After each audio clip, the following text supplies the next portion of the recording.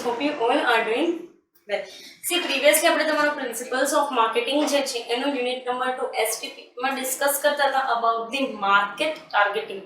બરાબર, કેવી રીતે તમે ચૂઝ કરેલું સેગમેન્ટ જે છે એને તમે ટાર્ગેટ કરવા માંગો છો કે જે તમે ટાર્ગેટ માર્કેટની અંદર ફાઇન્ડ કર્યું. બરાબર, અને હવે એ જ વસ્તુને તમે એકચ્યુઅલમાં ટાર્ગેટ કરવા માંગો છો બેઝિકલી માર્કેટ ટાર્ગેટિંગ થી, અથવા તો તમે એને એવું કહી શકો કે માર્કેટ ટાર્ગેટિંગ સ્ટ્રેટેજી. ફાઇન, એમાં આપણે ત્રણ વસ્તુ જે છે ડિસ્કસ કરવી હતી. પહેલા પોઈન્ટની અંદર ઇવેલ્યુએટિંગ માર્કેટ સેગમેન્ટ્સની અંદર 1, 2 and 3 ત્રણ પોઈન્ટ્સ જે છે ડિસ્કસ કર્યા હતા કે માર્કેટ સેગમેન્ટ સાઇઝ અને માર્કેટ સેગમેન્ટની સાઇઝ અને ગ્રોથ. સેકન્ડ વન હતું સ્ટ્રક્ચરલ એટ્રેક્ટિવનેસ અને થર્ડ વન હતું companies objective and resources. Fine, fourth તમને આપેલું છે, સેકન્ડ તમને આપેલું છે મેજર ટાઈપ. એ છે મેજર પ્રોસેસનો પાર્ટ, એ છે સિલેક્ટિંગ ટાર્ગેટ માર્કેટ સેગમેન્ટ્સ. કેવી રીતે ટાર્ગેટ માર્કેટ સેગમેન્ટ જે છે એને આપણે ડિસ્કસ કરી શકીએ અથવા તો એના ઉપર આપણે ફોકસ કરી શકીએ. બરાબર, સી આજે તમે કોઈ પણ એક વસ્તુને ટાર્ગેટ કરેલી છે. બરાબર, હવે માર્કેટ સેગમેન્ટ તો તમે એજ વાઇઝ કર્યું તો એજ વાઇઝ તો ચલો એવું પણ બની શકે ને કે કોઈ પણ એક લોકેશનની અંદર એજના લોકો રહેતા હોય. હા, પોસિબલ છે. It can be village, it can be talukas, it can be city, it can be mega cities, it can be states, it can be countries. Fine, તો ખાલી તમે એજ વાઇઝ જાઓ છો તો તમારી પાસે ટાર્ગેટ માર્કેટના સેગમેન્ટ જે છે એની અંદર પણ અલગ અલગ એજ ગ્રુપ હશે અને ગ્રુપ વાઇઝ તમારે પ્રોડક્શન કરવું પડશે. બરાબર, સો આ એક વસ્તુ તમને એ લોકો એવું કહે છે કે તમે જ્યારે સાઇઝને ગ્રોથ જુઓ ને માર્કેટ માટે અથવા તો તમારા સેગમેન્ટ માટે, ત્યારે તમારે બહુ વાઇઝલી ચૂઝ કરવું પડે કે આપણે આ સેગમેન્ટને ટાર્ગેટ કરવું છે. કારણ કે તમે એક કંપની છો, તમારી પાસે અમુક રિસોર્સિસ જ છે. તો એ રિસોર્સિસ જે છે એ બેઝિકલી તમારા માટે તો કોસ્ટ ઇન્કરિંગ વસ્તુ છે. જો તમે અલગ અલગ 5-6 સેગમેન્ટની અંદર ડીલ કરવા માંગો, હા, તમારી કંપની જ્યારે એટલી ગ્રોથ થઈ જાય, એ લેવલે પહોંચી જાય પછી તમે 5-6 સેગમેન્ટને ટાર્ગેટ કરો, એમાં કાંઈ ખોટું નથી. ફાઇન, સો એ એક બેઝિક પર્સપેક્ટિવ છે કે તમારે માર્કેટ સેગમેન્ટ જે છે એ આ રીતે ચૂઝ કરવું પડે અને આ જ રીતે તમે ટાર્ગેટ માર્કેટ સેગમેન્ટ જે છે એને તમારા માર્કેટિંગ સ્ટ્રેટેજી, તમારા માર્કેટ ટાર્ગેટિંગની અંદર ઇન્વોલ્વ કરી શકશો.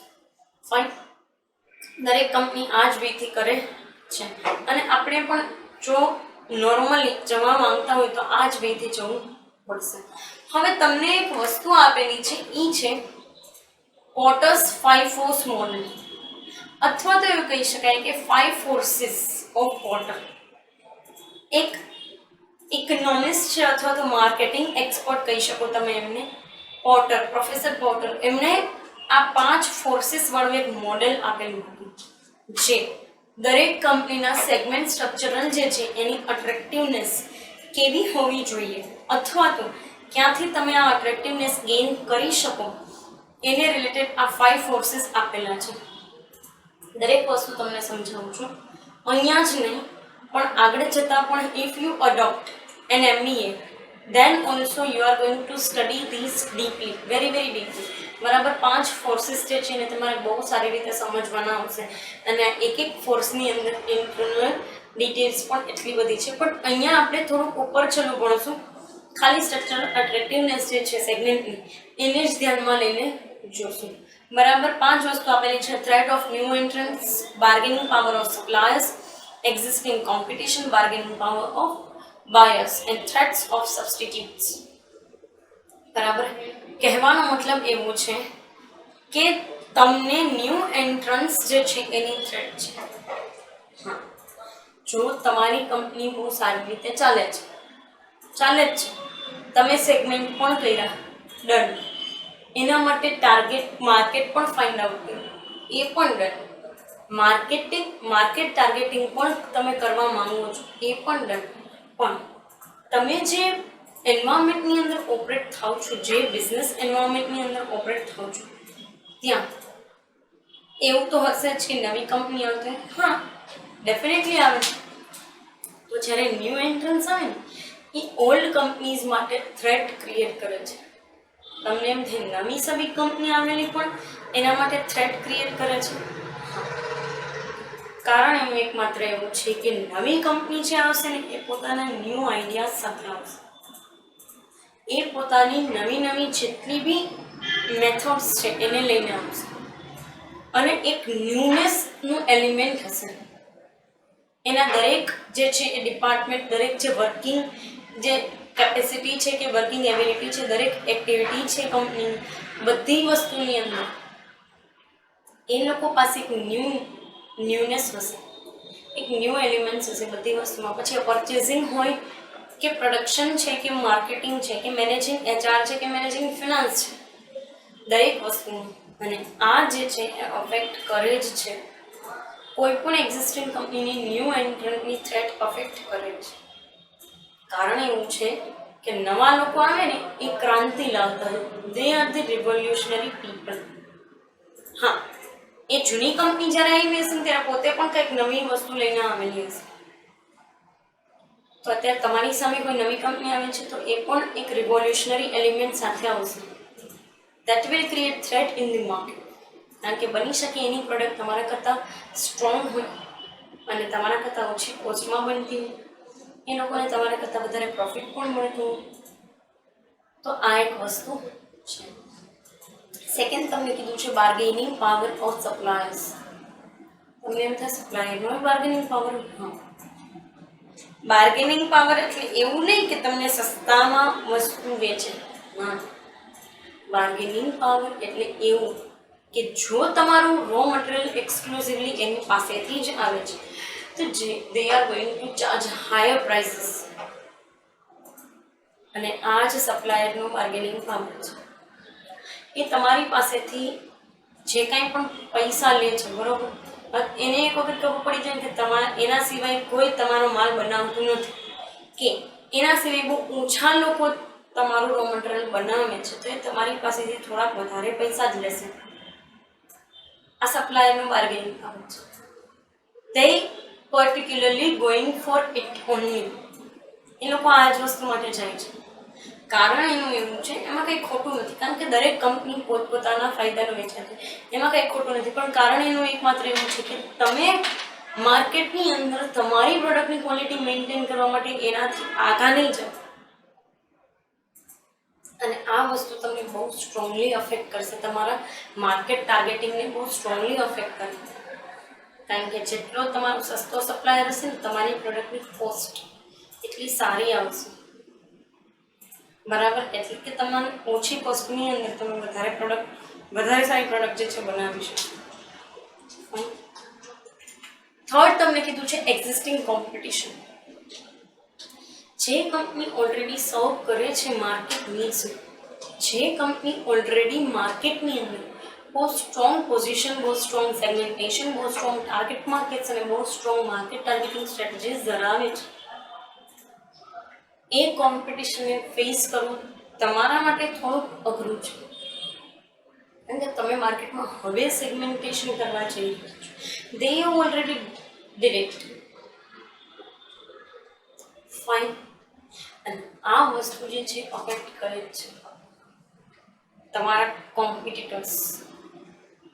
અને આ તો એક્ઝિસ્ટિંગ કોમ્પિટિશનની વાત થઈ. જે નવું કોમ્પિટિશન આવે છે માર્કેટમાં એ તો આખું અલગ જ પડી ગયું ને, એની તો આખી અલગ થ્રેટ ઊભી થઈ છે આપણા.